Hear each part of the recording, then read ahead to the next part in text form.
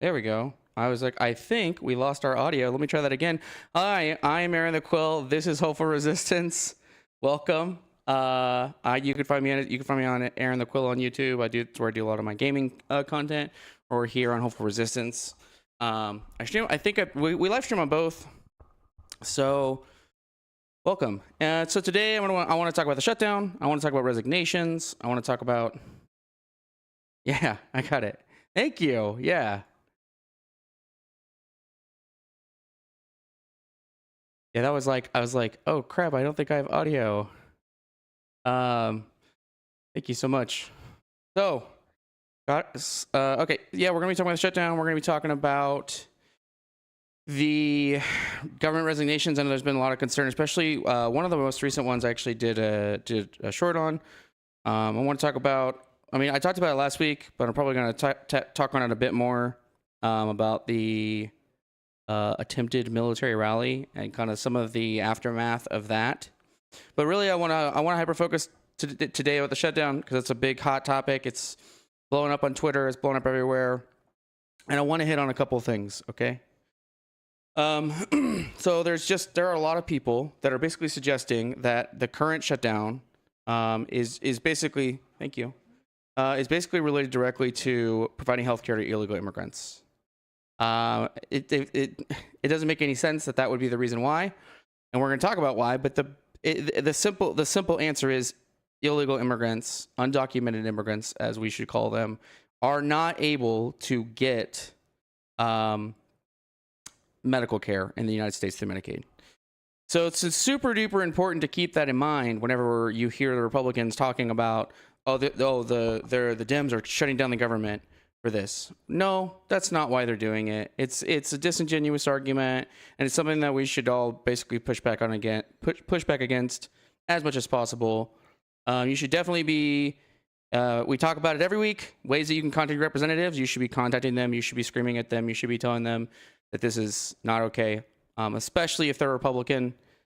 You know, I'm honestly disappointed. I have been disappointed for a long time. I no longer, I guess no, I don't identify as a Republican. I think that they're all cowardly fucks. I think it's ridiculous that every single Republican in Congress, in any government, really just completely and utterly cowers before Donald Trump. I think it's sad. I think it's pathetic. And I don't think it's the embodiment of the kind of people that we want representing us, is people that are just like full on.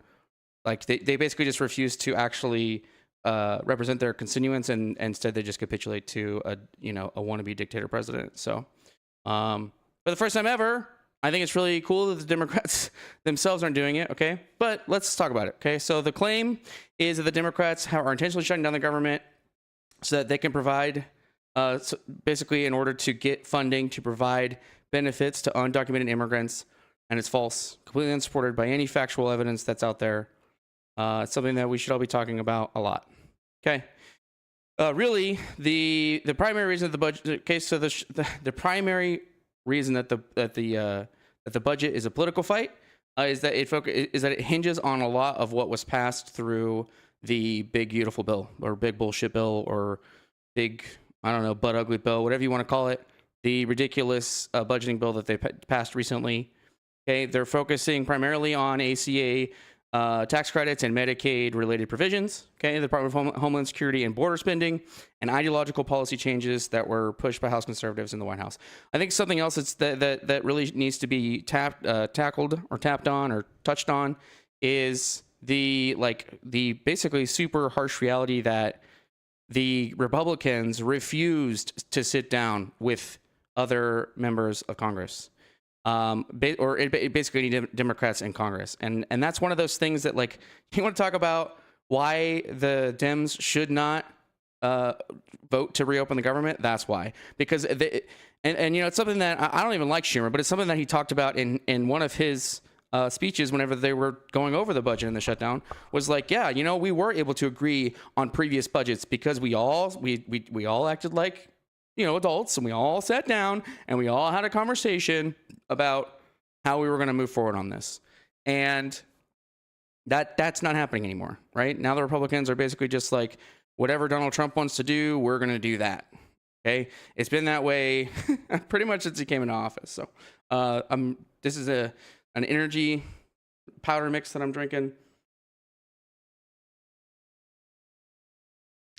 It's still hydrating. It's got amino acids and stuff, and it's really good. All right, so I'm going to switch over. We're going to take a look at some of these some of the articles out there. I also want to take a look at some things. Adam Mockler had a really good debate this week with Michael Knowles.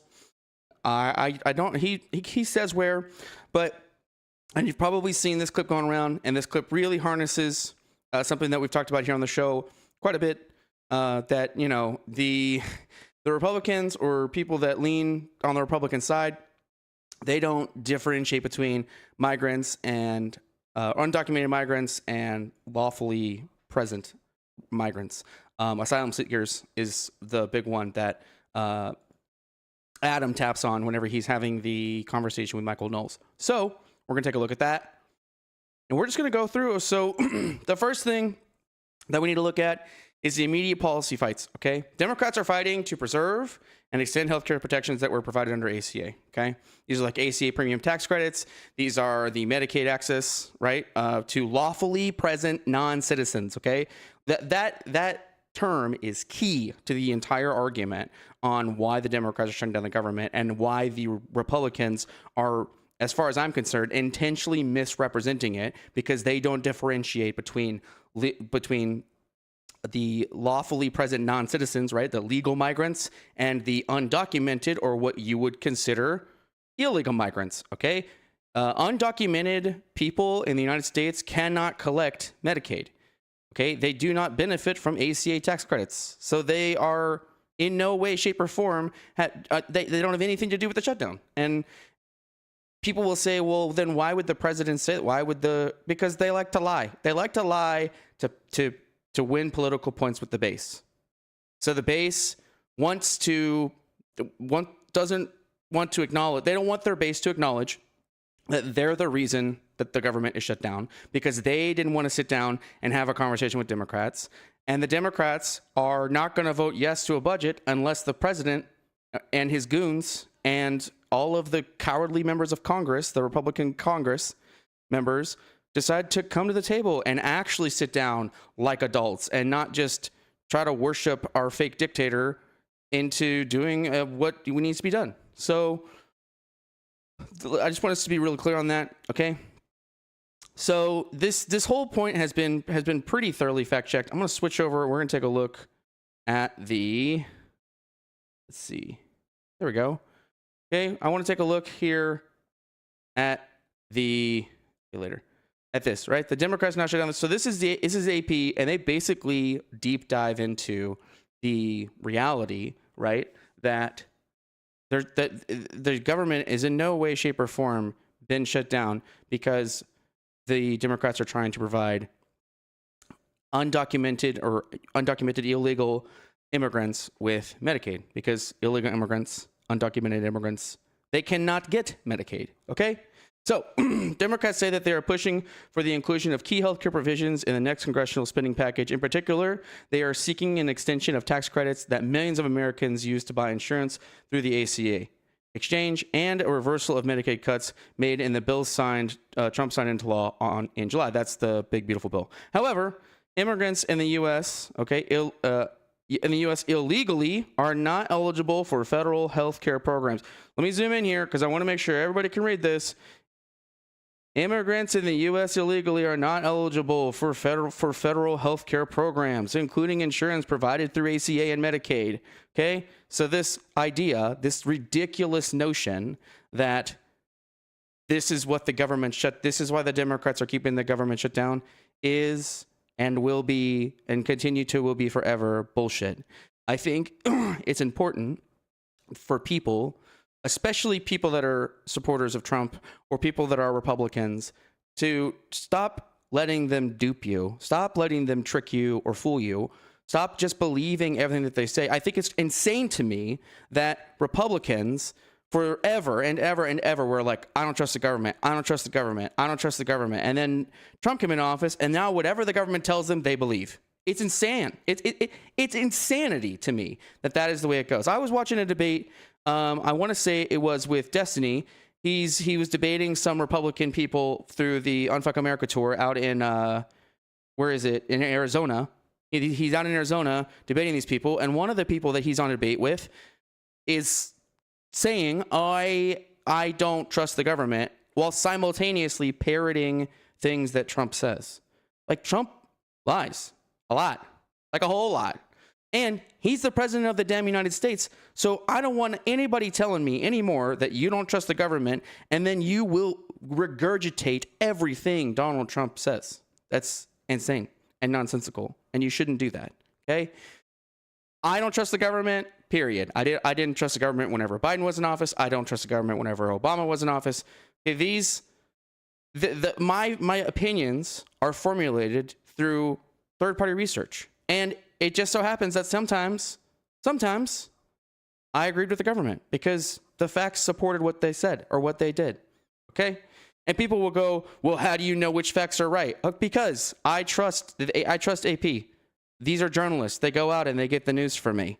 I'm not gonna trust some third-party forum on Truth Social. I'm not gonna trust some third-party forum on 4chan or in some other dark corner of the web where we're talking about QAnon conspiracy theory nonsense. Okay, I'm gonna trust scientists. I'm gonna trust doctors. I'm gonna trust the journalists in AP News and other sources. And I'm gonna try and get my news from a bunch of different places, because then I know that it's probably true if a lot of people are saying the same thing. A lot of trusted people are saying the same thing. So we can sit here all day and argue about, well, who do you know to trust? And to me, that's just a deflection whenever you don't agree with what it is they're saying.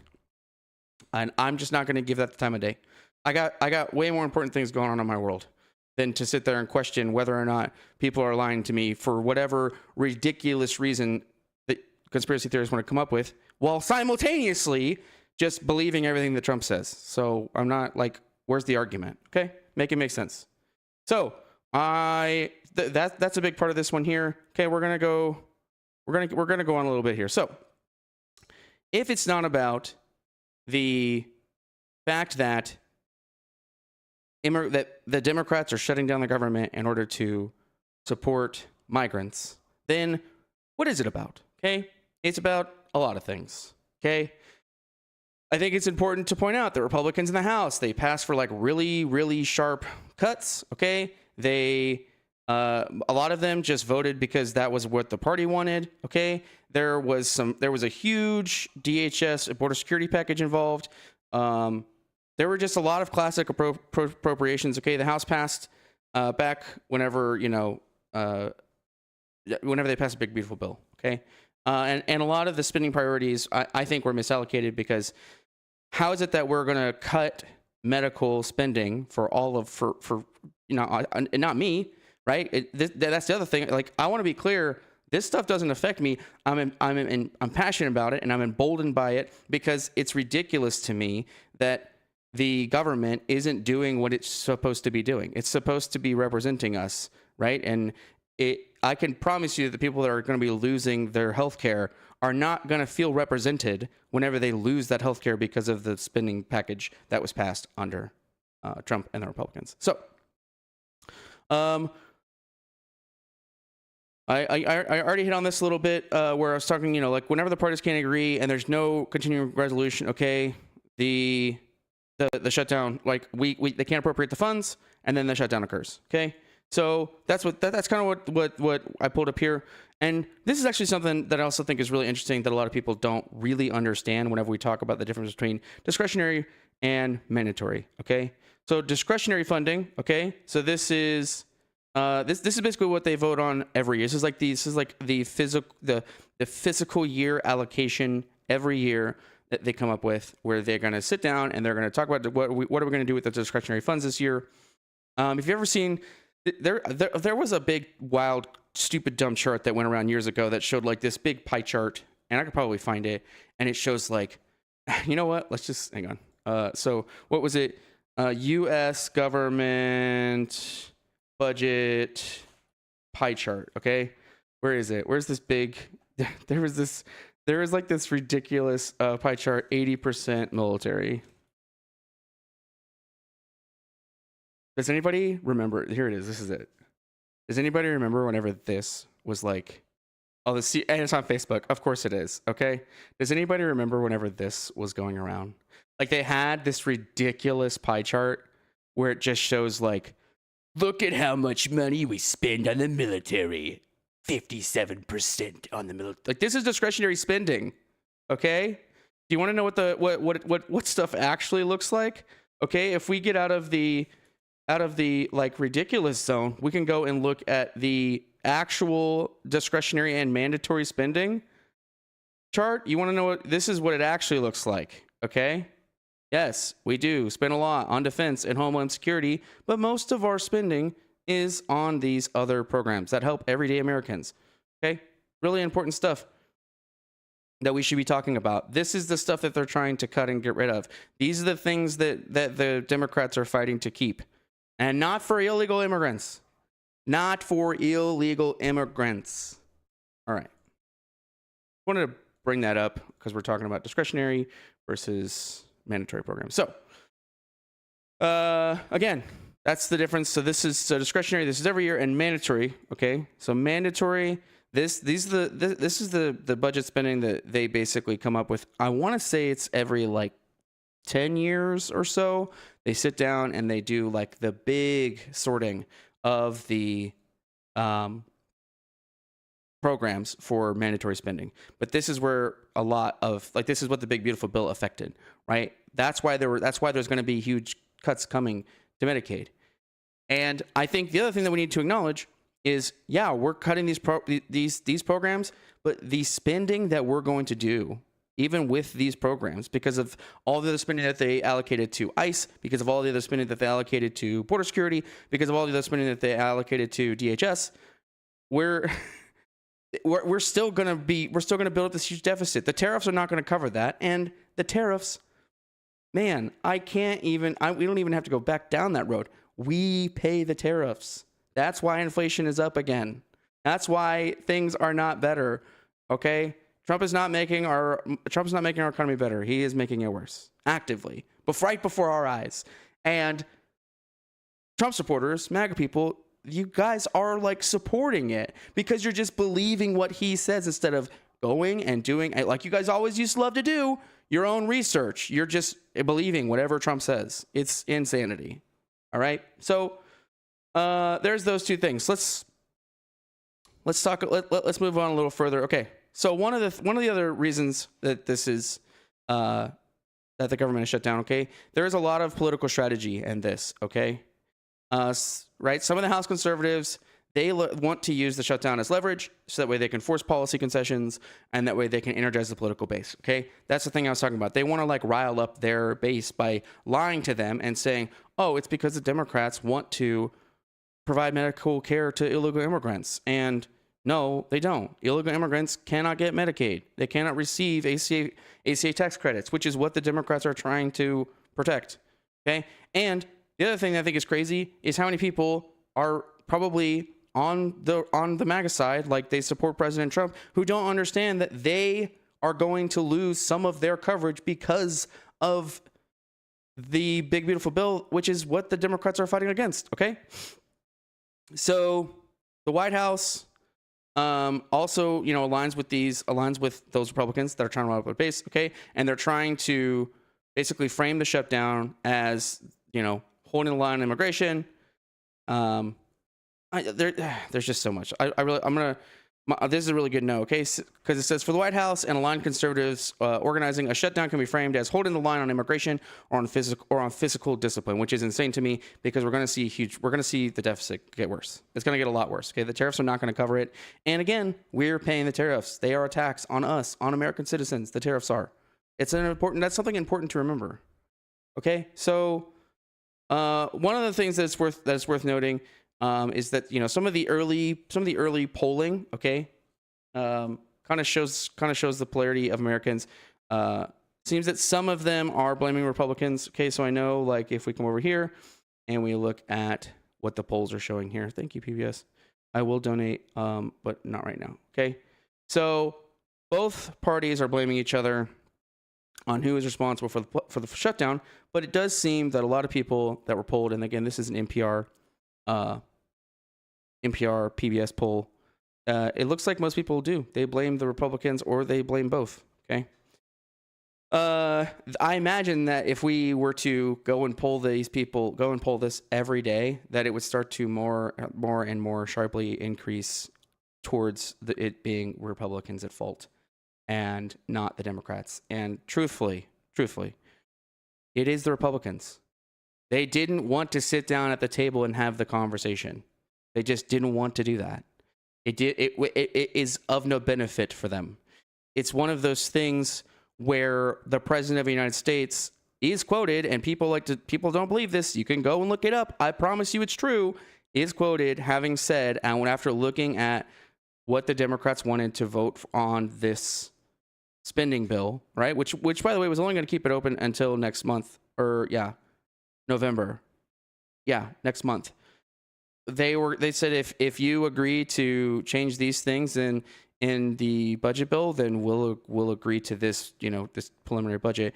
And the president was quoted as saying, "Fuck off." He did not want to agree to that at all because we'll talk about Trump's health and what my personal beliefs are.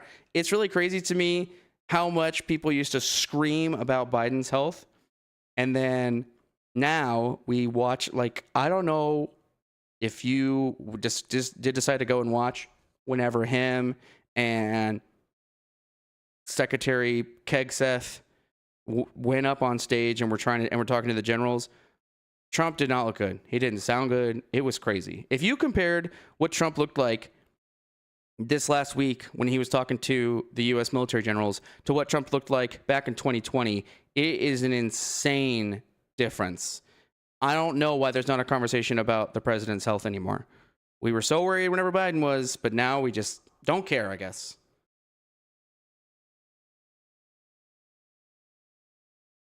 So, we talked about okay. I hope we cleared up at least one thing. This is not about illegal immigrants. That's an insane notion. This is about a lot more. Okay, so the other thing, it's about like, there's way bigger agendas here at play, okay? There's way harsher institutional drivers behind this, okay? There are organized projects, right? Like Project 2025, which, if we remember, the president denied. Yeah, I don't even know what that is. What is Project 2025? And then now is on Truth Social literally saying, oh, yes, we're trying to pass Project 2025, okay? It's important to remember that these policy networks, right, that these projects, okay, they are in favor of sweeping administrative and budget changes. They are trying to push through the executive, what is it called? I can't remember the name of it now. But it says it's like the unitarian executive theory. You know what? Let's just go look it up. I don't want to be full of crap. Okay, it's like executive theory. Executive.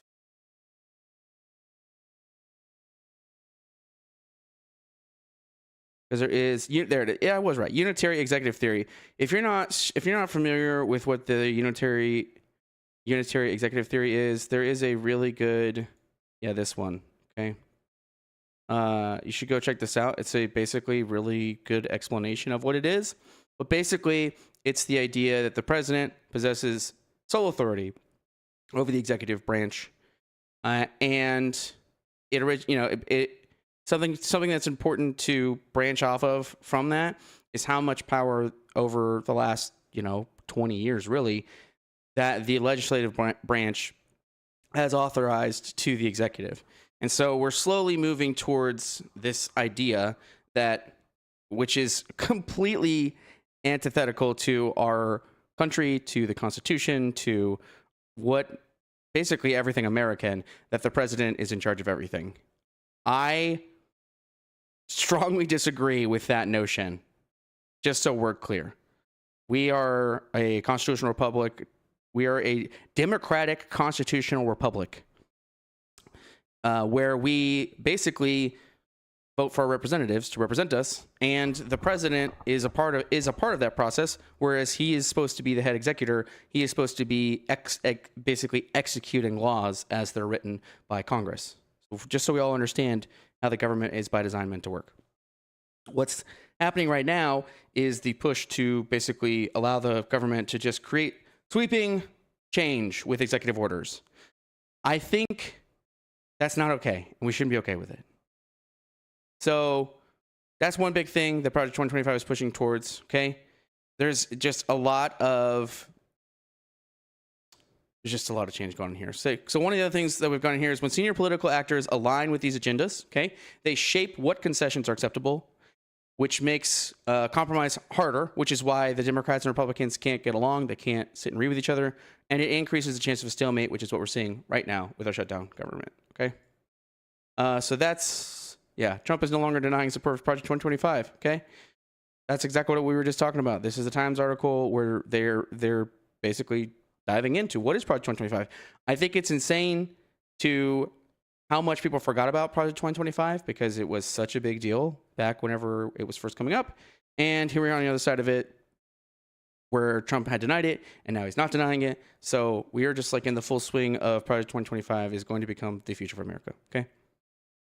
So one of the things, okay, there are a lot of parties that are kind of invested in the, oh yeah, let me close this. There are a lot of parties that are invested in the shutdown, okay? The first one that we should probably take a look at is all of these private immigration detention and prison contractors, okay? Once they get more funding, they're going to have more funding for detention capacity. There's going to be expedited contracts, which includes like beds and transport. There's going to be some policy changes that can increase deportations and detentions, and all of that is directly affected by the budget that they are arguing about right now, okay? It's important to note that a lot of that stuff stems from the lobbying and campaign donations and, like procurement wins. That's like whenever they go and they bid on a project, okay? It's influenced by that. And that a lot of that translates basically directly to political influence, which is why you're seeing a lot of the Republicans not want to vote for it because they are tied to some of that stuff. So if we look at like private prison companies, okay, they have enormous windfall on who stands to gain as ICE expands. Okay, we talk about this one, private prison companies. Okay, they are positioned to benefit from increased deportations. So all of this is in effect connected to the shutdown. Okay, we're just gonna keep coming back to this page, just so everybody, we'll get further into that. Okay, so Homeland Security and border contractors. Okay, this is where we talked about that. We talked about DHS. Okay, I already dove into that. How does DHS benefit? Okay, they get like so large DHS budgets and emergency supplemental border funding create procurement opportunities for IT vendors, for surveillance equipment, for detention support, and transport contracts. Okay, coverage and procurement notices over recent months show vendors positioning for DHS work. This is found this one.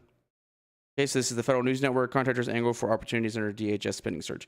Because the DHS is going crazy with the new budget. If we remember, ICE's budget jumped pretty substantially. This is basically a lot of these contractors are chomping at the bit to get in on some of the new contract potentials to fill these void, to fill these void, to benefit from the budget big beautiful bill as it was passed. Again, it connects to the shutdown because the Democrats are basically pushing back on that agreed upon budget. So here we are on the other side of it. So let's see, keep going. Okay. Talk about political actors and media platforms. Okay. A shutdown.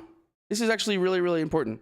Whenever there's a shutdown, this is like, I mean, we've had more shutdowns under President Trump than any other president, which is, I don't understand how people, like, the other day I was on social media and there was somebody who was like, just so, like, it was such a smug post. There's like, do you guys remember back in 2013, whenever the government shut down under Obama for 13 days?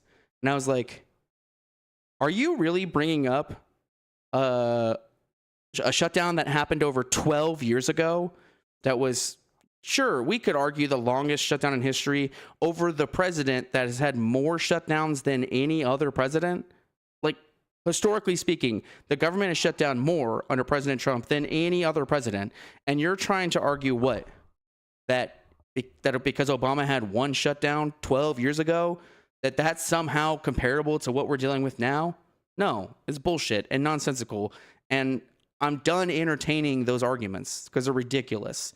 It's a non-argument. You have no ground to stand on whenever you're looking 12 years ago as an example to the shit show that we've been going through since Trump moved into politics. Okay? But the media platforms, they benefit from these shutdowns too, okay?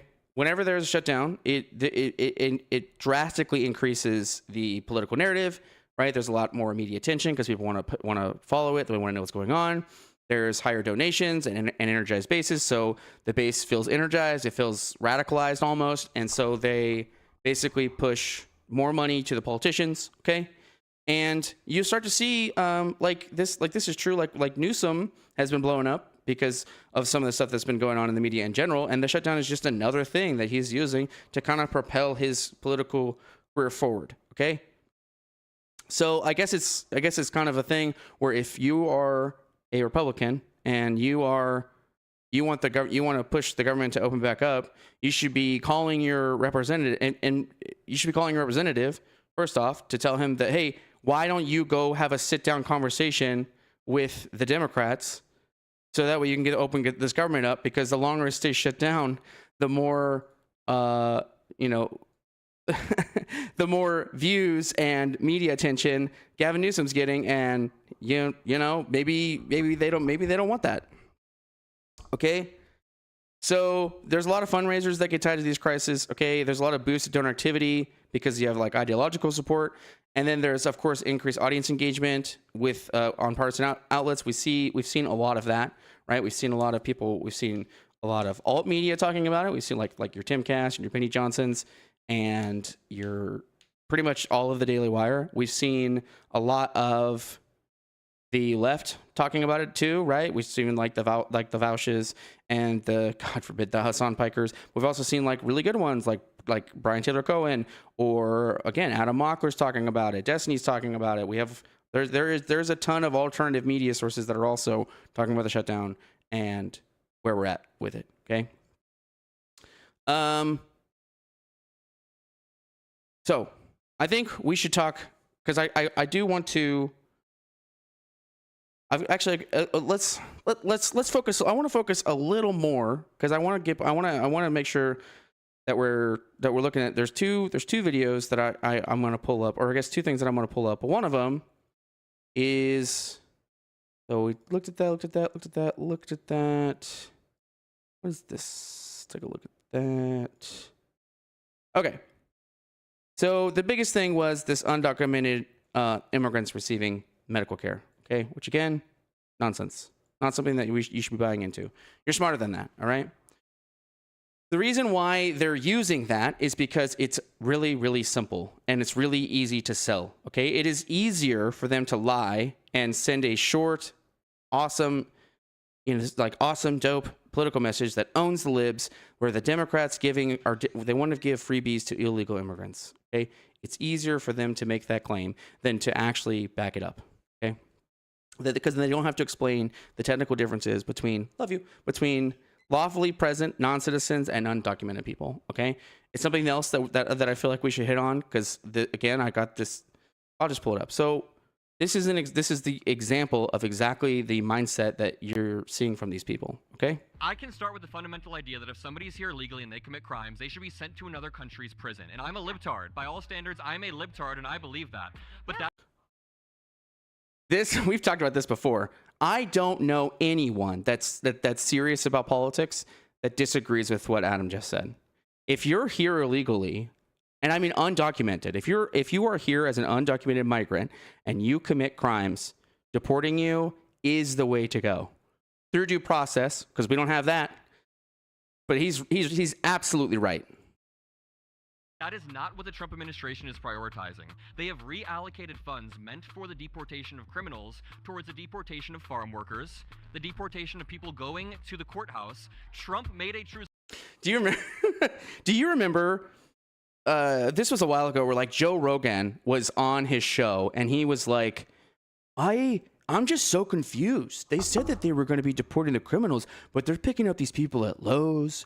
They're picking up these people at the courthouses. Those people, aren't those, like, that sounds like what they should be doing. Yeah, it is. Social post where he said, all the great farmers of Iowa just called me and said, I am deporting too many of their... Did that happen? Did he make that true social post? Yeah, unfortunately. Your issue right here is that you always say liberals are taking these 80-20 positions. And you're not quite there, but you're getting closer to the 80-20 position than we are. Yeah. 70% of Americans want a legal pathway for people who are here, yes, contributing to the country. Yes, yes. And what Donald Trump is doing, one more point, what Donald Trump is doing is criminalizing asylum en masse and prioritizing the deportation of farm workers and other people. Adam, most of... Here we go. See, this is...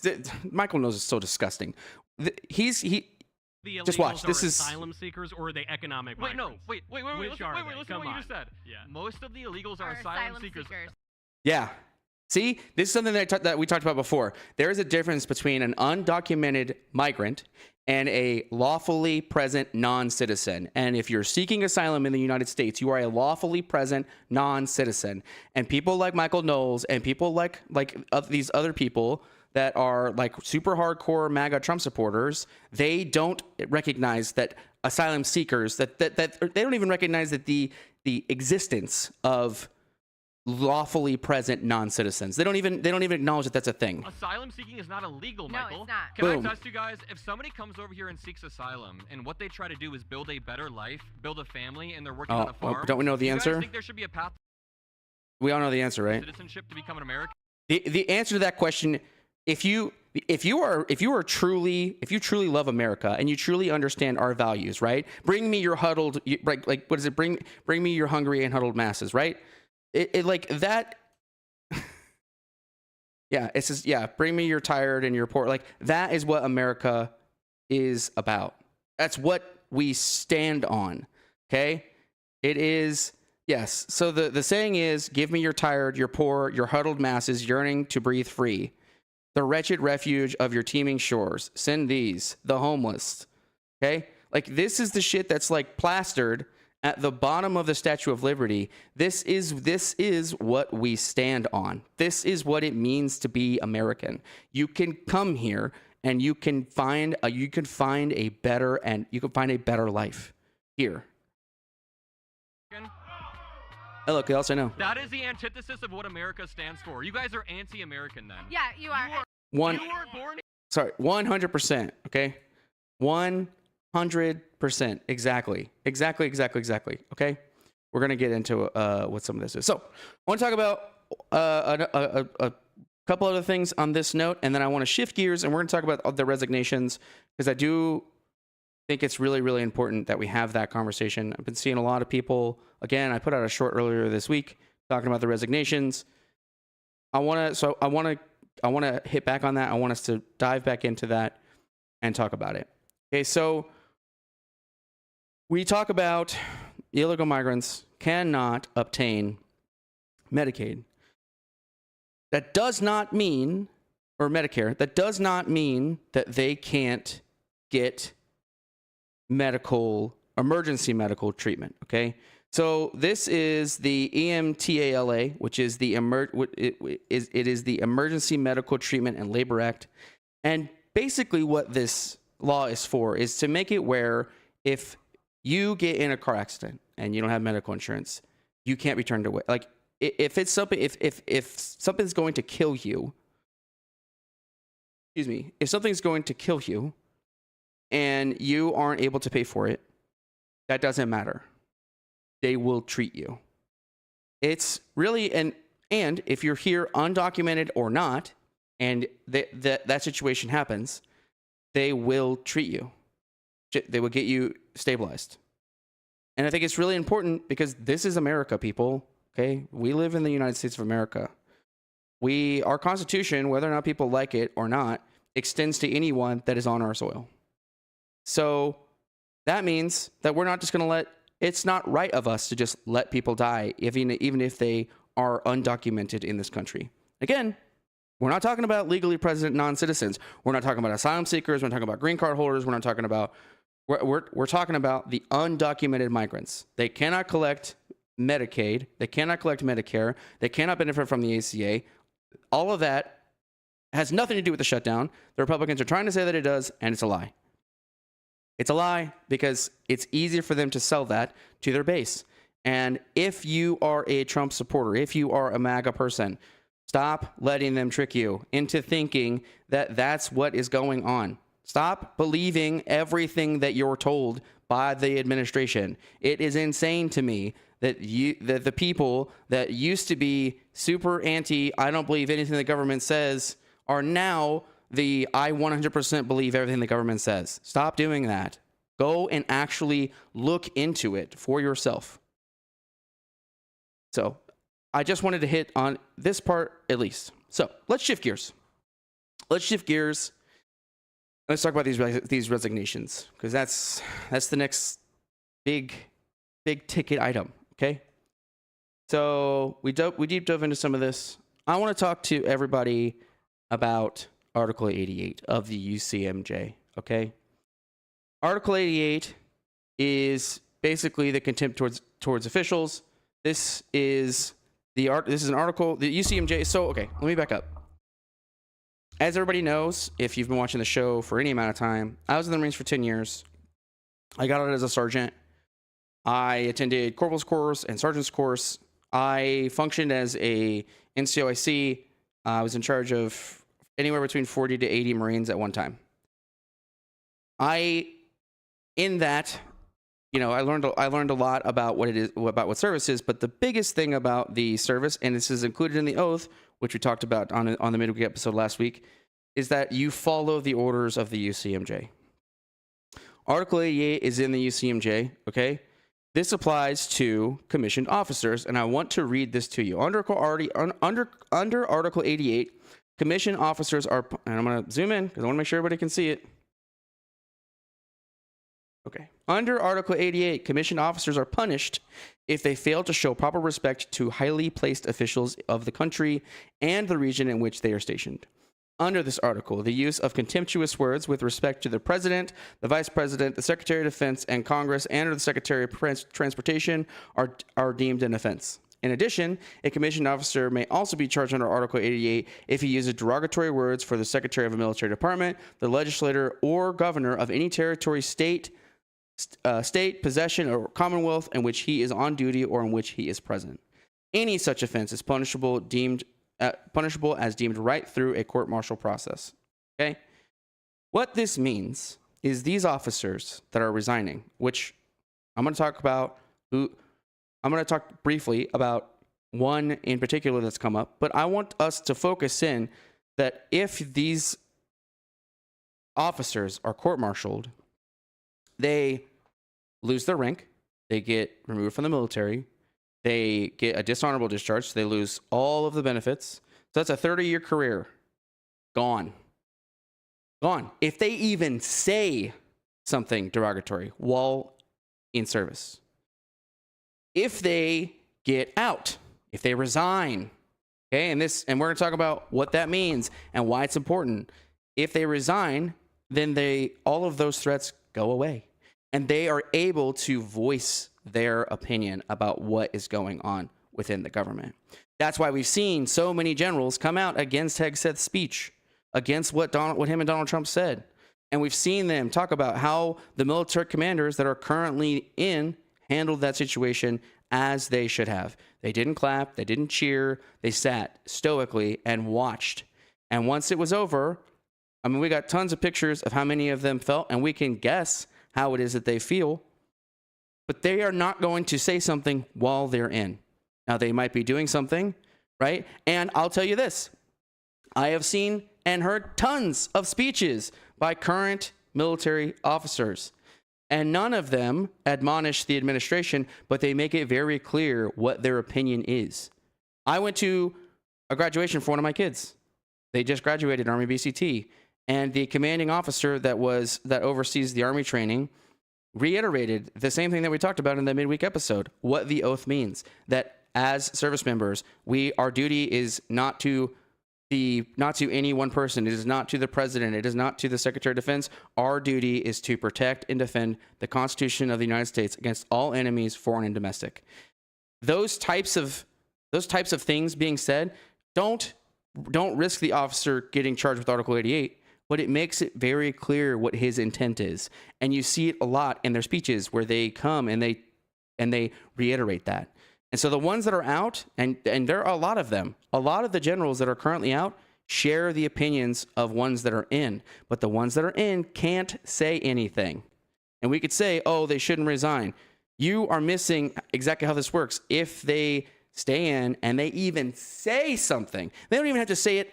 They don't even have to say it on live television. They could say it to another officer. And if that officer was so inclined, he could have them charged with Article 88.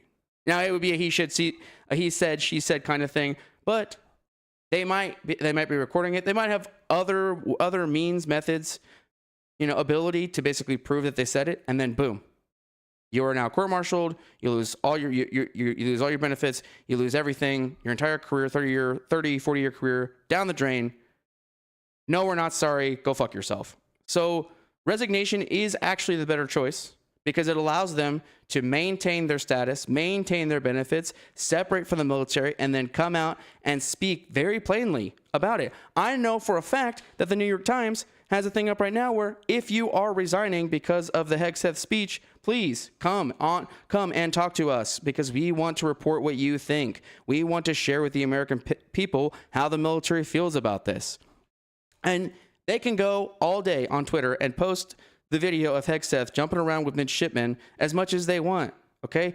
There are definitely, the military is nothing more than a microcosm of the real world. There are people in the military that I'm sure support the administration.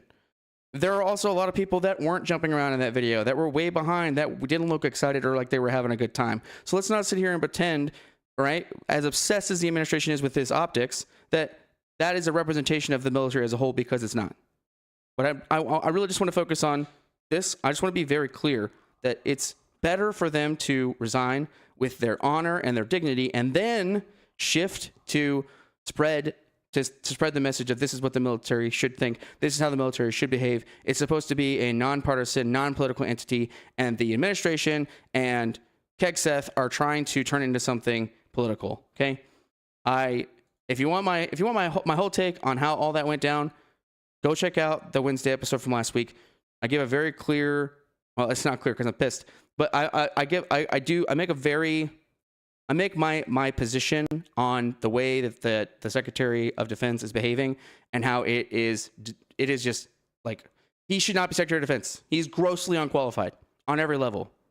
Okay, and he always tries to promote like he was some hardcore guy. He was not. He was a shitbird. His comrades, his brothers in arms, they didn't trust him. That's why he got kicked out. That's why he's not in the National Guard anymore. That's why.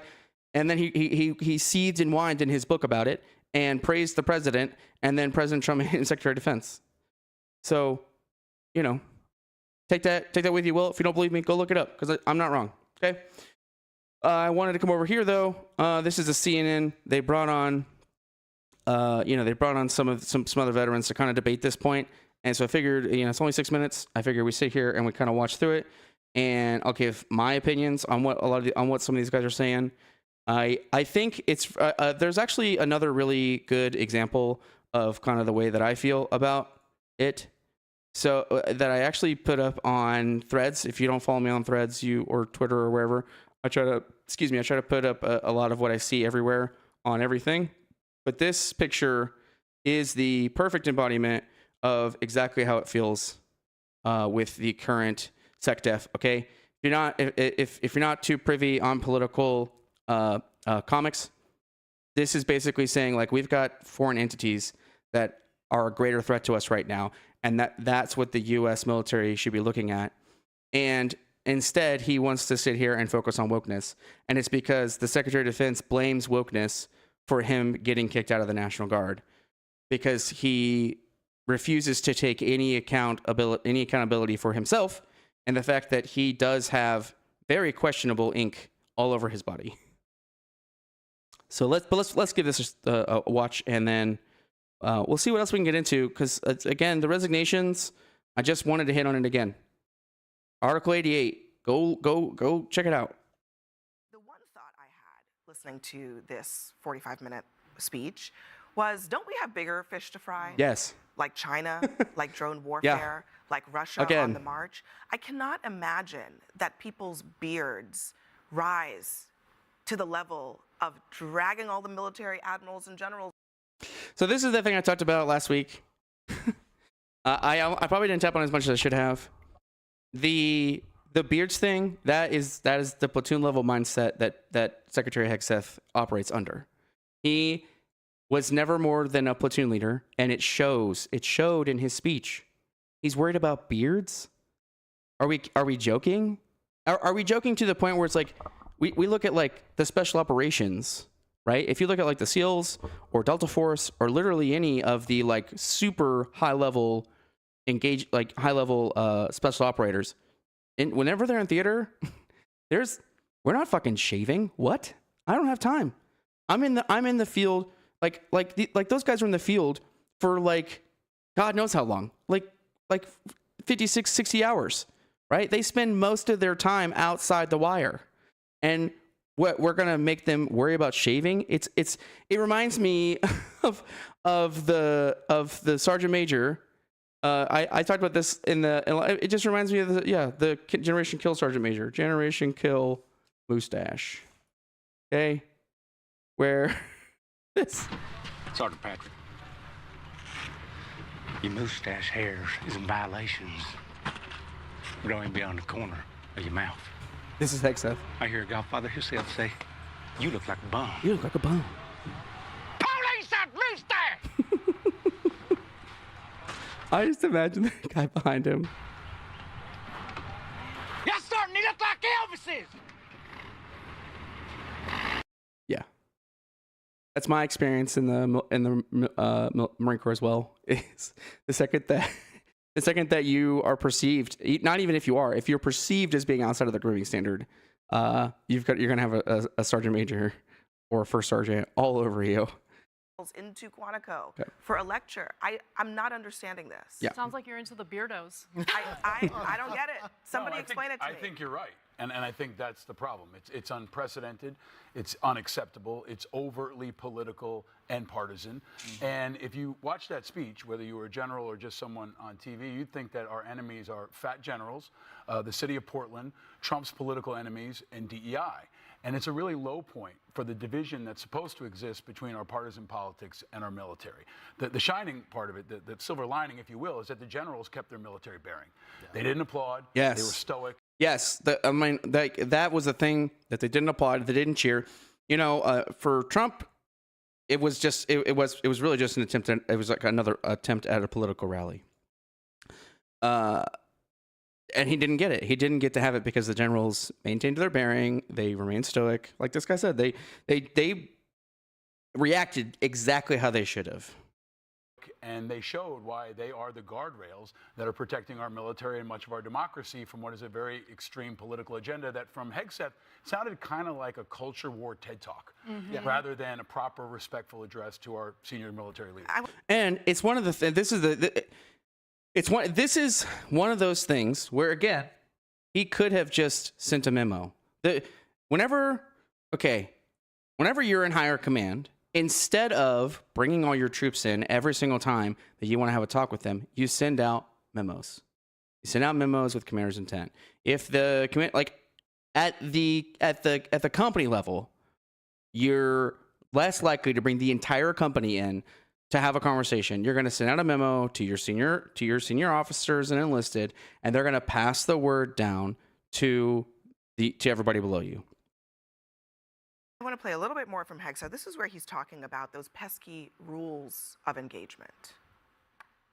We are preparing every day. We have to be prepared for You really war, should go not watch for the defense. speech. We fight to win. We unleash overwhelming and punishing violence on the enemy. We also don't fight with stupid rules of engagement.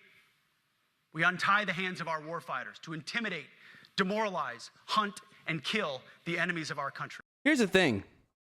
I wouldn't even, if it wasn't such an obviously partisan thing, this would actually not be a bad thing. This is the kind of language that, again, that I might hear from my OIC whenever I was in the service. That my OIC might come, get all of us together, and especially while we're deployed, and give this kind of speech with using this kind of rhetoric, because it does motivate. It does motivate you to go out and do and like deliver your best performance whenever you're recognizing that what you're doing does serve a purpose. The problem that I have with what the secretary is talking about is the way that it's directed at America's enemies, and then right after this, Trump says that it's enemies within. So we're talking about the overwhelming force that we use to brutalize and intimidate our enemies, and how we're going to remove stupid rules of engagements. Excuse me. How we're going to remove rules of engagement, and then simultaneously we're talking about how the enemies are in Portland. I'm kind of rehashing what I talked about on Wednesday, but yeah, no more politically correct and overbearing rules of engagement. All right. Like barbarian warfare. I mean, is the argument here, let's go back to like barbarian warfare where there are no rules of engagement, everything goes, no such thing as a war crime. You can do whatever you want. Is that the argument? So warfare is fundamentally something that is very hard to write down in the international law, the law Right. of war. I would say what we heard here today was not a speech for the pundit class or the journalist class or even the generals and admirals in that room. I think it was a speech for the warrior class. And he spoke about the warrior class a lot in his book, on his show, and he's building that military. And by warrior class, he means the few families across this country and the same towns that have, since we become an all-volunteer force, have consistently bore the brunt and the sacrifice, especially in the post-9/11 era, of that service. And I think he's speaking directly to them. And these. Okay, so if that's the case, if the case is that he's speaking to the warrior class, which yes, he's right. Kekseth talks a lot about the warrior class in his book because Kekseth tries to associate himself as a warrior of the warrior class. If that's who we're talking to, two things. One, why did we bring in every general from all over the world to give them a speech? Those generals already know what's on the line. They don't need this. They don't need it. They don't need that kind of talk. Okay? And then two, then if that's the case, why do an address to all the generals? Why not just do because we know that he loves, I mean, the guy's got a fucking makeup room at the Pentagon put in just for himself. Why not just go on TV and give his TED Talk? Why do it in front of all the military generals like that? You know why? Because they were hoping that they would do that and all the military generals would be like, yeah! And that's not what they got. Because our military doesn't it was a waste of time. These are the 65% of the veteran population that voted for the Trump-Vance ticket for President Trump. And that's why I think what is the message? What's the message to them? Is the message, again, I think my question is... The message is come back. We're back. In a concrete way. When he says the stupid rules of engagement, let's also remember that this is the Pete Hegseth who lobbied President Trump to pardon people who were convicted of war crimes. Yes. So is that what we're saying? We're okay with war crimes now? I mean, obviously, we're okay with war crimes. We support a country that's committing atrocities right now. Oh my God, Anna, shut up. Military. Yeah, that's what he's saying. He's saying. Oh my gosh. She is so fucking annoying. Anna, please. Okay? We get it. You don't like Israel. We understand. Please. Every single time. Every single fucking time she's on anything, it's all she talks about. The rules are actually written down. They're called the Geneva Convention. And most of the modern world and Western world abides by them because it's a code of conduct. It's what holds us above the standards of our enemies. But the audience was not the warrior class. It wasn't the generals. It was the TV cameras. It was the base. And maybe it was the world in some... Yes. Okay? This is the other thing I want to talk. This is the other thing that I don't know that I really hit on this, but of course it's all relative base. Because they wanted to say, look, we have control over the most powerful military on the planet, and there's nothing that the Democrats or the moderate Republicans or anyone else can do. So it was a giant flex of their culture war, of their ideology, of the way they want to reimagine. Yeah, I agree. Not just who's this guy? Paul Rikoff. That's really what this was, and that's why I think it's such a low point for I'm gonna follow you everywhere, Paul. They're again being dragged into I like what you're talking about. Divisive issues of our time. For over 2 decades, we've been fighting wars to fight them, not to win them. And we need to build a military. Did you and I not fight to win? We fought to win, but the politicians and a lot of senior leadership did not fight to win. Why do you say that?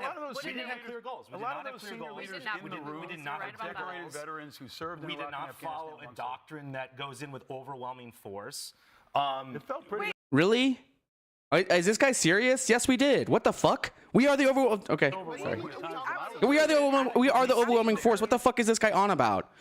We're talking about fighting men that live in caves and wear pajamas and are fighting with AK-47s, and we're dropping 500-pound JDAMs off of miracle pieces of equipment, right? Like, I worked on Harriers and I worked on F-35s, and I'm here to tell you that they are modern marvels of machinery. And we're going to try and say that we didn't have the overwhelming force. The fact that we could drop, the fact that at any point in time we can just fucking drop bombs on bad guys, and he's going to sit here and say that we weren't the overwhelming force. Fuck off.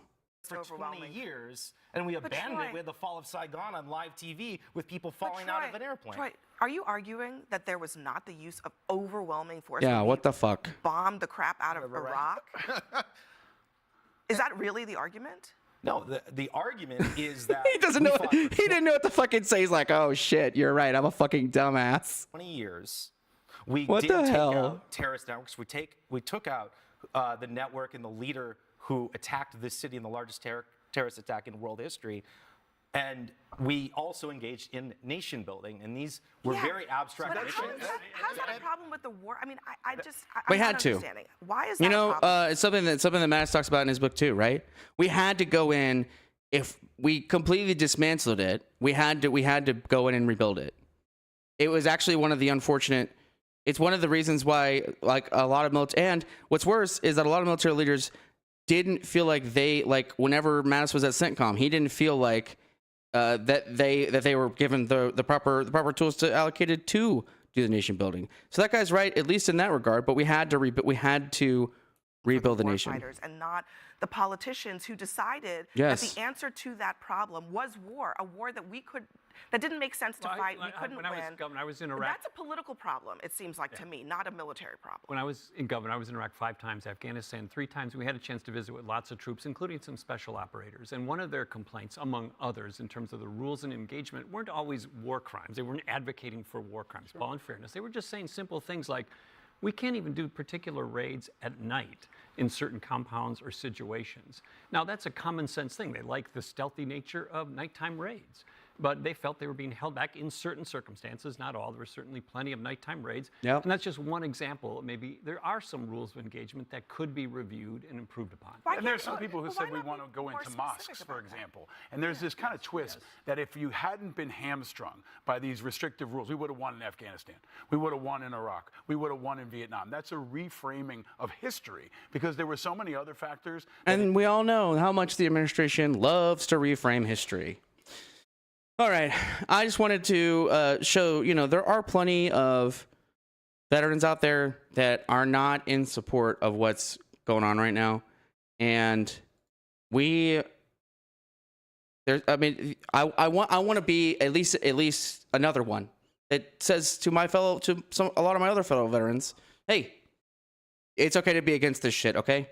It's also, I would disagree nowadays, but I also understand that a lot of veterans, they're pretty apathetic, right? They have they just want to, like most Americans, they just want to stay at home. They want to spend time with their kids. They want to play video games. They want to, they just want to live their life. They don't want to get involved in politics. I try not to fault them that. I especially try not to fault them that whenever I have conversations with other veterans, because a lot of them have that mindset. I try to, I know a lot of them that don't like Trump. I know a lot of them that don't really care much about Trump, and then of course there are a lot of them that love Trump. I know that guy talked about how 65% of veterans and service members voted for Trump. Yeah, they did. And you know why? Because it's after we talked about this in episodes before, because there's a really strong messaging platform that the Trump administration harnessed. So of course, our service members, they were lied to and led to believe that the Trump administration cares more about them than Kamala did. And come on, that's bullshit. Okay, Trump calls us losers. Okay, Trump, President Bone Spurs. I mean, I did a whole short this week where I talk about what Mattis thinks of him. There's multiple instances of service members looking at President Bone Spurs and and Kegseth and being like, okay, they're fake tough guys. They're tin horns. And if you don't know what a tin horn is, I'll pull it up for you. Because I've been using this a lot lately too. Okay, a person who pretends to have money, influence, or ability. Okay, Kegseth pretends that he's a part of the warrior class. He wants to pretend that he's a warrior because it makes him feel good about the fact that his comrades didn't fucking trust him enough that they didn't want to deploy with him because he was a turd. Okay, and the president dodged the draft as hard as he could with the most ridiculous reason possible, and then tries to go and basically tell our military generals, hey, we're going to go and we're going to start policing the cities and we're going to start attacking civilians. It's nonsensical bullshit. Okay, they're all fake. They're fake tough guys. So I want to refocus. Let's bring it back around to what do we do? Okay, what are our action items? First and foremost, you should be calling representatives. Okay, I want to make it clear, it's not a paid promotion. I get no money doing this, but you should check out 5 Calls, okay? This is the 5 Calls app. I don't know if you can really see it that well, but on this, you can go down, and basically it talks about, it talks about things that you can call your representative and talk to them about. And whenever you tap on these things, it gives you kind of a breakdown of what's happening, right? What the president has said, talks about how they've been deploying National Guard to perform logistics, et cetera, okay? And then at the bottom, gives you all your representatives. And then when you tap on them, right, it gives you their phone number. Okay, it gives you I don't know if you can see it. It's probably really bright. You probably can't. But it gives you their phone number. It gives you you can also call their local office. And it gives you a nice script on what you can do. Okay? So it says like, hi, you say your name, and I'm a constituent. And if you're calling the governor, it says I'm calling to demand that you deny any request by the Trump administration to deploy the National Guard to conduct local law enforcement. Which again, we talked about this. They're not been doing local law enforcement. They've been doing a lot of logistics assist, but the president is calling upon them to assist local law enforcement. I wouldn't want them doing that either. Okay, and that's with a kid that's in the National Guard. I wouldn't want them being involved in this heavy politicized issue, and that's not what the military is for. If he wants to use ICE for it, I mean, you're an asshole and fuck ICE, but that's within the ability of the president. That is his legal authority to utilize ICE. That's where the courts are supposed to step in. That's where Congress is supposed to step in. Those are whole other issues. That's not what we're talking about today. But it says right here, if you're calling for Congress, is that you're calling on him to condemn the Trump administration's deployment of the National Guard. And then it does say, and I was going to talk about this too, if you call between 7 at night and 7 in the morning, you'll go to voicemail. If you go to voicemail, you have to give your full street address. But if you don't want to talk to someone, because if you call during office hours, someone will answer. And usually it's an aide, but you can actually sometimes get on the phone with your representative. And if you do get on the phone with your representative, you might go off on them a little bit. For me, he 100% deserves it because he is a Trump dick suck. And I have no respect for Republicans that are more concerned with what the president wants than what their constituents want. So, but if you don't want to call and talk to a person, you can just call and leave a voicemail. And if you leave a voicemail, just make sure you leave your full name and address. Okay. Some of the other stuff that we talk about that you can utilize, okay, whenever we're looking at is the card campaign. I'm going to swap back over here to our chair. This is card campaign. Okay, card campaign. What you can do, let me come over here, is you can print these out.